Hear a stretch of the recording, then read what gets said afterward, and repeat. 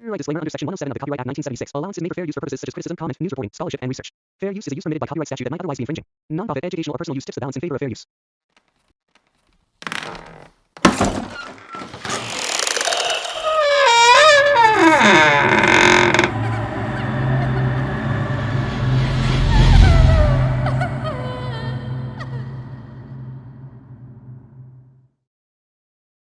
तो चलिए बढ़ते हैं आज की इस कहानी की ओर। घटना आज से काफी साल पुरानी है। उस समय ना तो किसी के पास फोन हुआ करता था और ना ही लोग ज्यादा देर तक बाहर घूमा करते थे।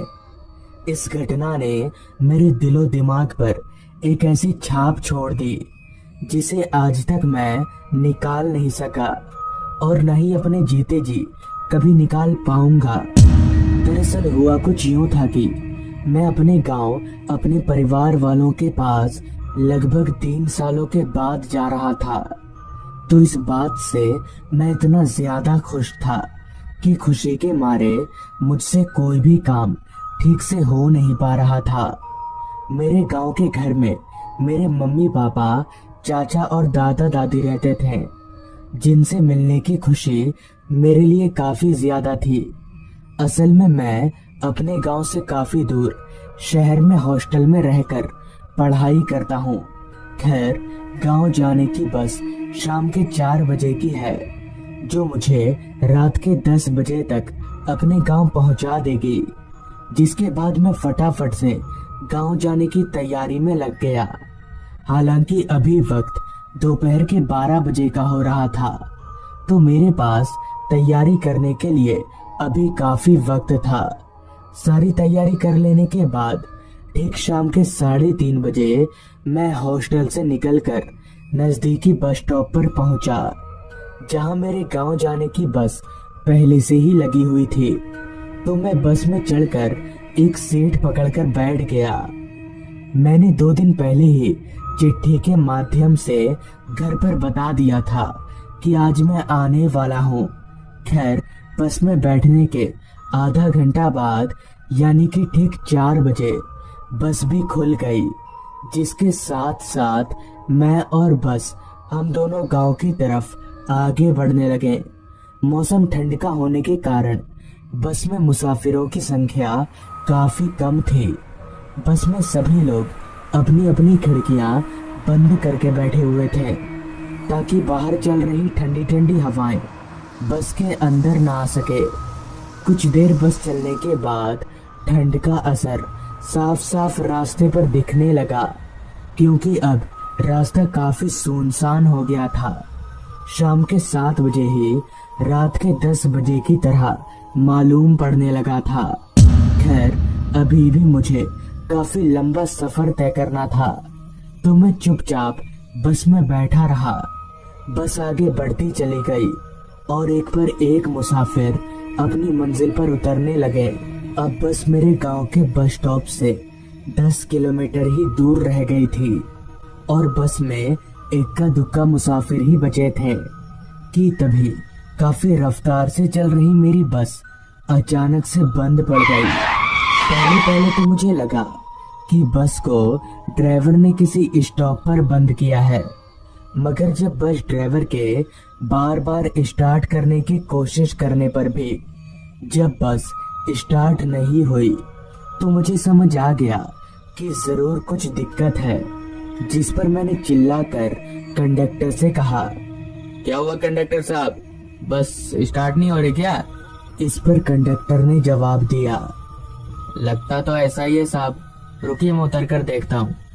जिसके बाद कंडक्टर बस से उतरा और कुछ देर बाद जांच पड़ताल करने के बाद बोला, लगता है बस के इंजन में कोई परेशानी आ गई है, बस आगे नहीं जा पाएगी। कंडक्टर के मुंह से ये सुनकर मैं एकदम से चिंता में पड़ गया कि अब मैं घर जाऊंगा तो जाऊंगा कैसे। अभी भी मेरा गांव यहाँ से 10 किलोमीटर दूर है।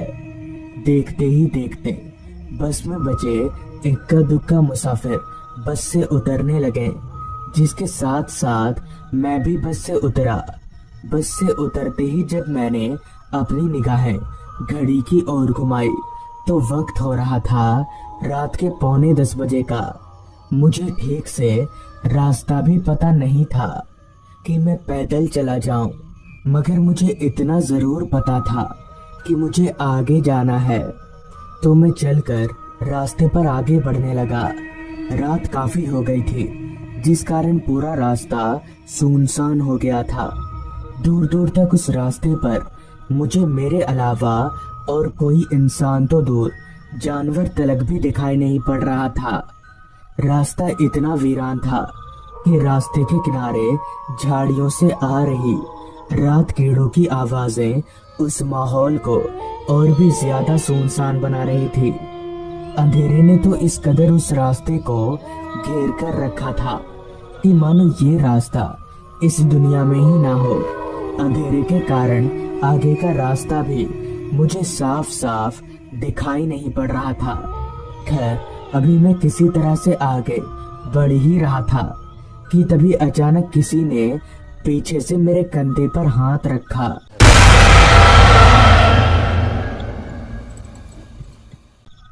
तो अपने कंधे पर किसी को हाथ को महसूस करके मैं एकदम से चौंक गया कि भला इतनी रात गए इस वीरान रास्ते पर कौन होगा। मैं झट से पीछे मुड़ा तो मैंने देखा कि मेरे पीछे एक आदमी खड़ा है। इस पर मैंने उस आदमी से कहा, क्या बात है भाई साहब? मेरे पूछते ही उस आदमी ने जवाब दिया, आप नीलपुर गांव जा रहे हैं ना? मैं भी उधर ही जा रहा हूँ। उस आदमी के मुंह से ये सुनकर मेरी चिंता कम हो गई। इस पर मैं उस आदमी से बोला, हाँ, मैं नीलपुर गांव ही जा रहा हूँ। जिसके बाद हम दोनों आपस में बात करते हुए आगे बढ़ने लगे। आगे बढ़ते वक्त मैंने उस आदमी से पूछा, आप नीलपुर गांव में कहाँ रहते हैं? तो इस पर उस आदमी ने जवाब दिया, मैं नीलपुर गांव में नहीं, बल्कि नीलपुर गांव के काफी पहले एक शमशान में रहता हूँ। उस आदमी की ये बात मुझे काफी अजीब लगी कि भला कोई इंसान शमशान में कैसे रह सकता है। खैर, मैं उस बात पर उतना ध्यान ना देकर आगे बढ़ने लगा। आगे बढ़ते समय मैंने एक बात पर गौर किया कि वो आदमी कुछ अजीब ढंग से चल रहा था। वो आदमी काफी धीरे चलकर भी मुझसे बार बार आगे निकल जा रहा था। अभी हमने लगभग आधा सफर तय किया ही था कि वो आदमी रुक गया। तो उसे इस तरह अचानक रुकता हुआ देख मैंने उससे रुकने का कारण पूछा। तो उस आदमी ने कहा, मेरा शमशान आ गया भाई साहब, अब आगे का सफर आप अकेले ही तय करना। उस आदमी के इतना बोलते ही मैंने जब रास्ते के किनारे देखा तो हाँ, सच में रास्ते के किनारे एक शमशान था। जिसके बाद वो आदमी चलकर उस शमशान के अंदर जाने लगा। मुझे भी अब अकेले घर जाना था, तो मैं समय जाया ना करके अकेले ही घर की तरफ आगे बढ़ने लगा। अभी मैं 2 कदम बढ़ा ही था कि तभी पता नहीं मुझे क्या हुआ, जो मेरा मन एक बार पीछे मुड़कर उस आदमी को देखना चाहा।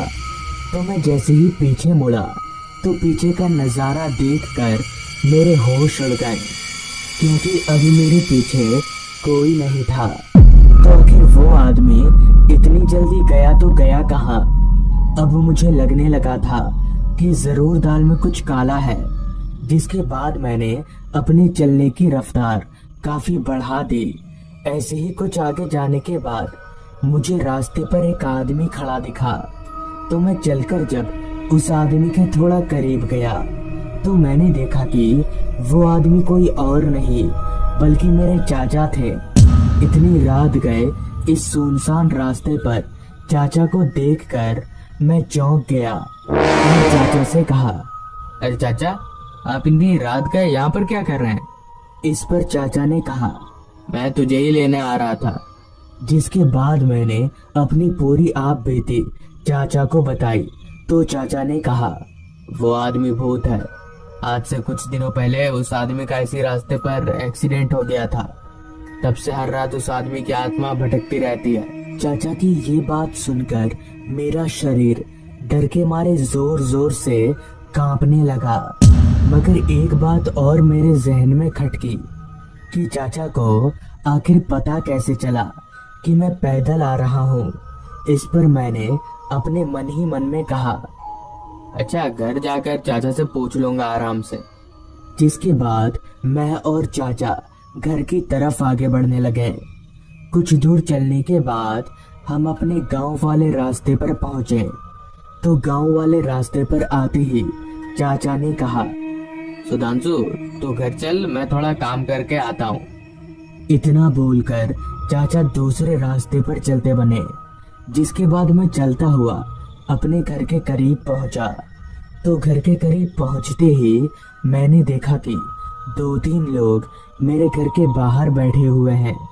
मगर इतनी रात गए इतने लोग मेरे घर के बाहर क्या कर रहे हैं, ये सोचकर मैं हैरान हुआ और भागता हुआ घर के अंदर गया तो घर के अंदर का नज़ारा देखकर मेरे हाथ पैर कांपने लगे, क्योंकि मेरे घर के अंदर एक अर्थी सजी हुई थी और उस अर्थी पर कोई और नहीं बल्कि मेरे चाचा लेटे हुए थे।